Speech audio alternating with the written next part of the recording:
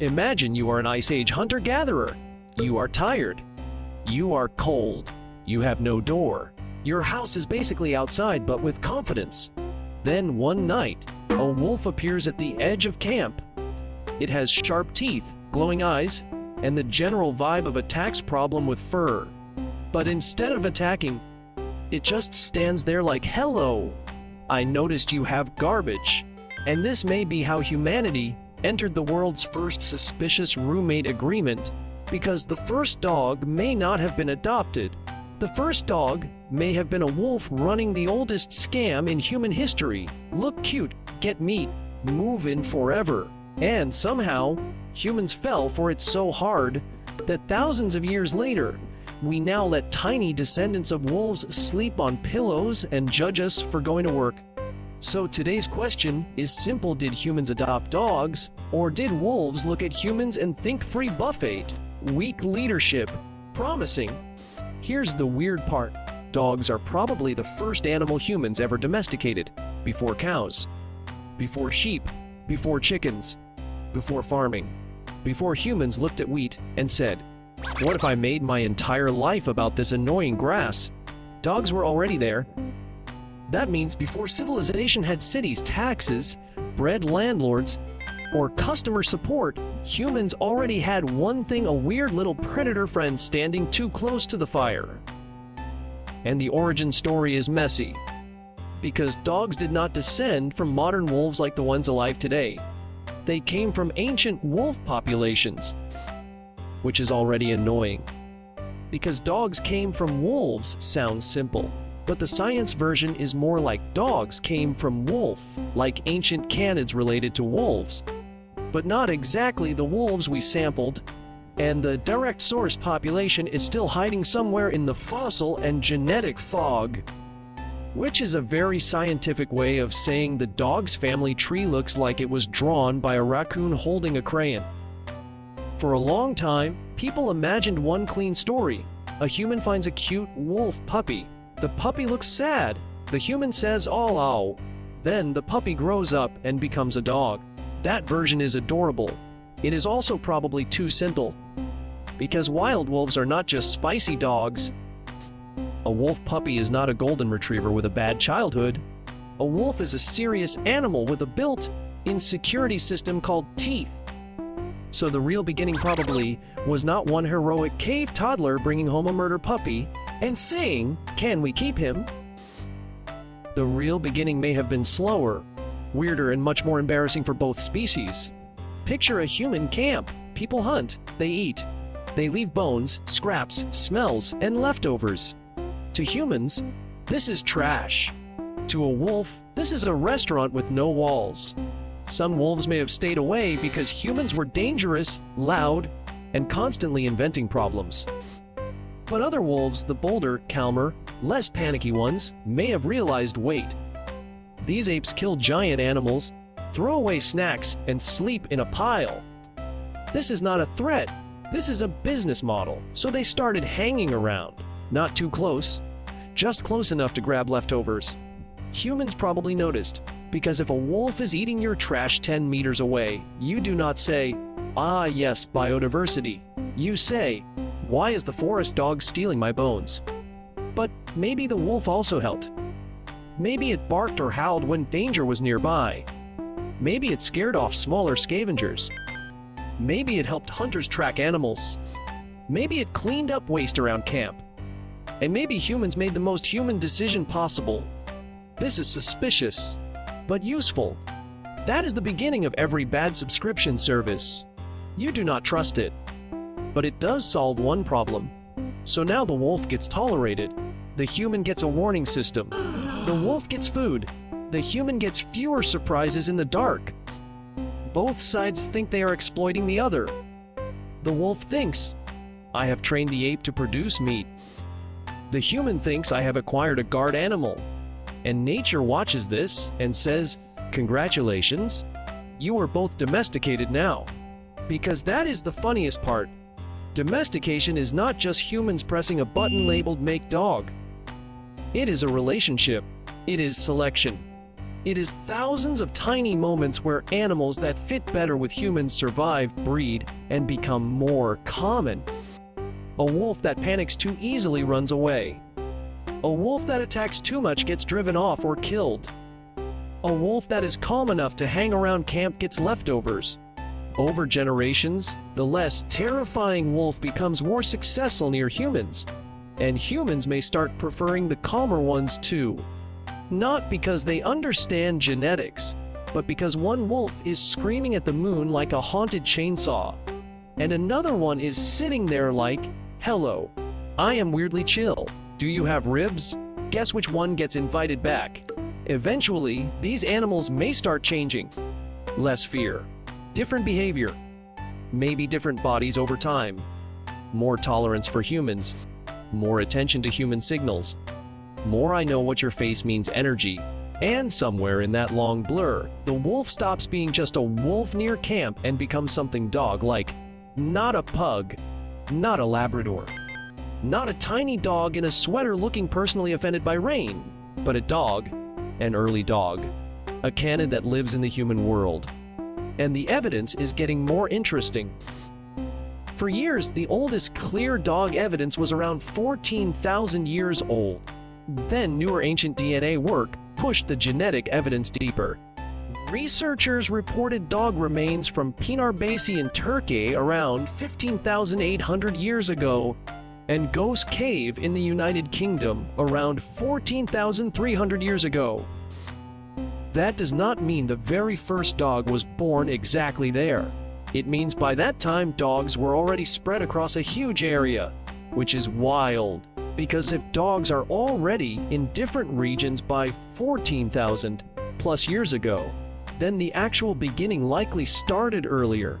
That is like finding pizza boxes in 3 cities and realizing the party started before you arrived.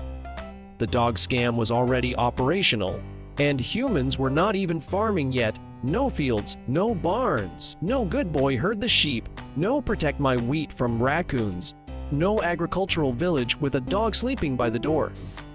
These were hunter-gatherers, people moving through cold landscapes, hunting, gathering, making tools, following seasons, surviving the end of the Ice Age, and somehow in that world dogs fit. Which raises the bigger question, what did early dogs actually do? Because the modern dog job description is confusing.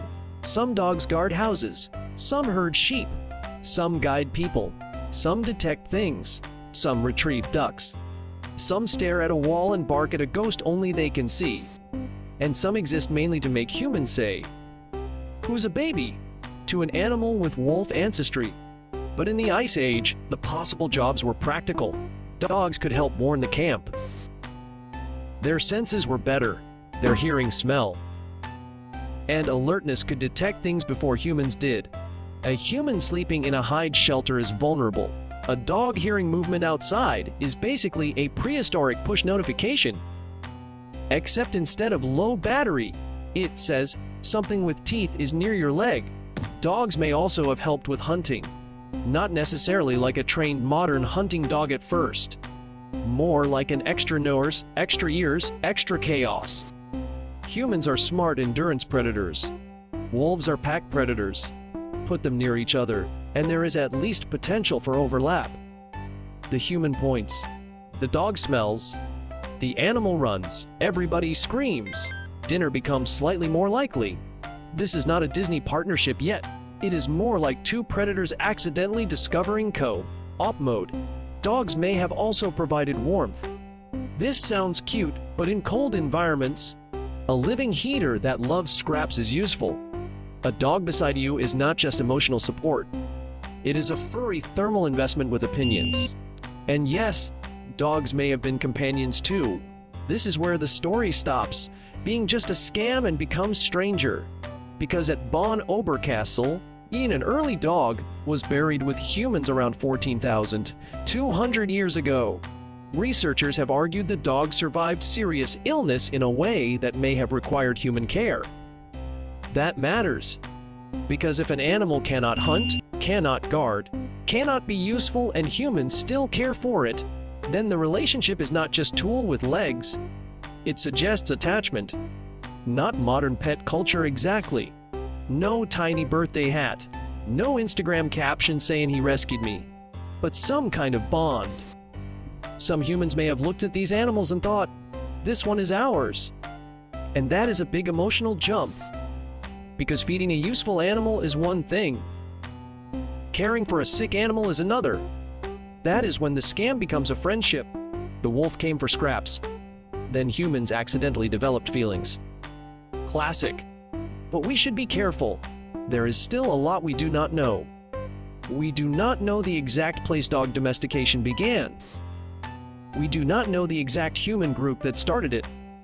We do not know if it happened once or more than once.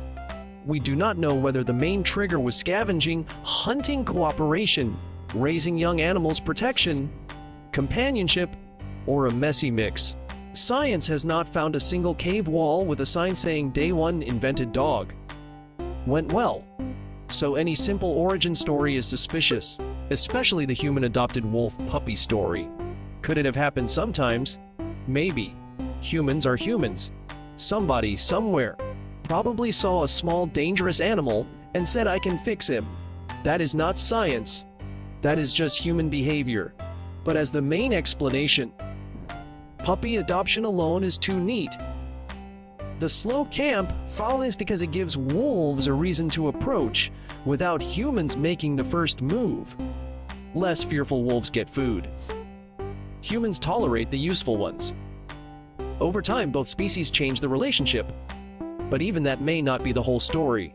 Some researchers debate whether scavenging alone could explain it, because Ice Age humans were not necessarily leaving endless buffets around. Food was valuable. Meat was work. A hunter-gatherer does not bring down a giant animal and then say, let us leave the premium cuts for the suspicious forest dog. So maybe early wolves were not just garbage thieves. Maybe they had to offer value, warning, tracking, protection, hunting help, social bonding, maybe all of it. Earlier, the best answer is probably not humans adopted wolves or wolves scammed humans. The best answer is both species found a weird advantage and kept saying yes. One tiny yes at a time. Yes, the wolf can stay near camp. Yes, this one is less scary. Yes, it can have bones. Yes, it warned us. Yes, it helped. Yes, the pups are familiar. Yes, this animal belongs with us. And after enough yeses, the wolf is not just outside the camp anymore. It is inside the story. Now zoom out. This relationship changed human history. Because dogs are not just animals humans owned. Dogs may have changed how humans move, hunted, guarded, slept, and related to the world around them. They gave humans a living alarm system. They helped turn invisible smells into useful information. They may have made camps safer. They may have made hunting more efficient. And they definitely added drama. Because the moment you have a dog, you also have dog problems. Who fed it? Why is it chewing the bone tool? Why is it barking at nothing? Why does it smell like swamp? Why is it looking at my food like I personally betrayed it? Ancient humans did not have customer service, but they did have a dog staring at them while they ate. Some things are eternal, and the dog changed too. That is the other side. Humans created a new niche, a new way for a canid to survive. Instead of being the strongest wolf in the forest, you could be the best almost wolf near humans.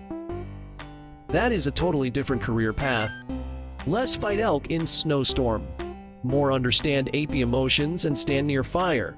And over many generations, selection favored animals that could handle that world. A dog is not just a wolf that gave up.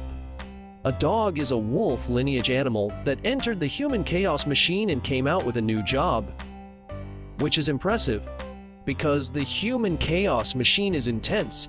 We take useful animals and eventually produce a chihuahua. That is a long road. From Ice Age camp follower to tiny trembling purse goblin. Nature did not see that coming. But the emotional core stays weirdly consistent.